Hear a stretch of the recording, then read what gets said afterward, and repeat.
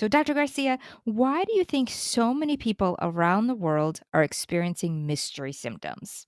Unfortunately, I believe that today's current technology in laboratory work is not sufficient, and we're also not testing for enough things.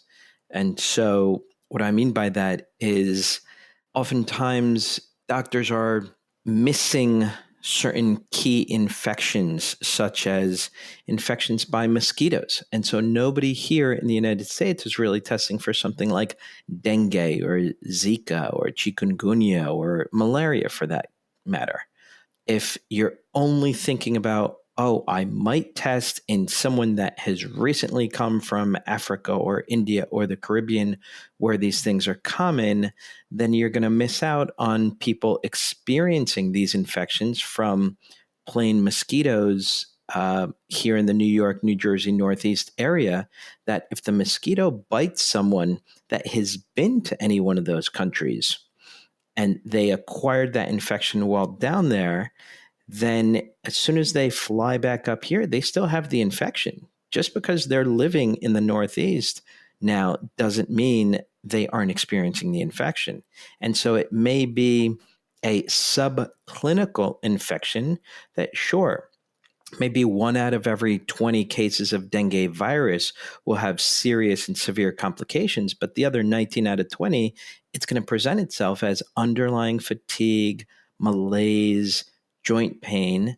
That unfortunately, if those individuals go to the primary care physician, he's going to say, oh, it's stress, oh, it's old age, oh, it's, whatever else is going on in your life emotionally, or it might be the medication. They're going to think of numerous different other causes for it, but they're not going to think about underlying mosquito infections. And so what happens is they're going to probably send them to the rheumatologist. The rheumatologist is going to put them on either steroid medication or analgesic medication, and they're going to go down that route and not find any solutions for their issues, when ultimately it's not about treating the symptom, it's about treating the underlying cause. So for something like a dengue, yes, it can usually resolve by itself, but it needs the proper immune stimulation in order to do so. Right. And what you're saying is so interesting and so important because I think so many people have these underlying infections. And because of our environment and we're exposed to so many things and stress and everything else that's going on, the immune system is just not able to handle it. And then if we have one infection that's underlying, maybe there's two, there's three, and the body just gets overwhelmed with all of that. Absolutely.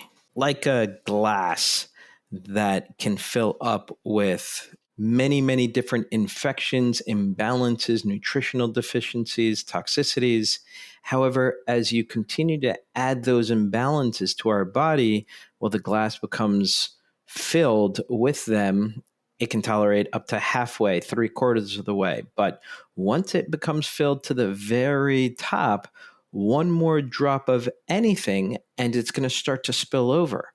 And so it's when we spill over that these symptoms and clinical episodes begin to appear.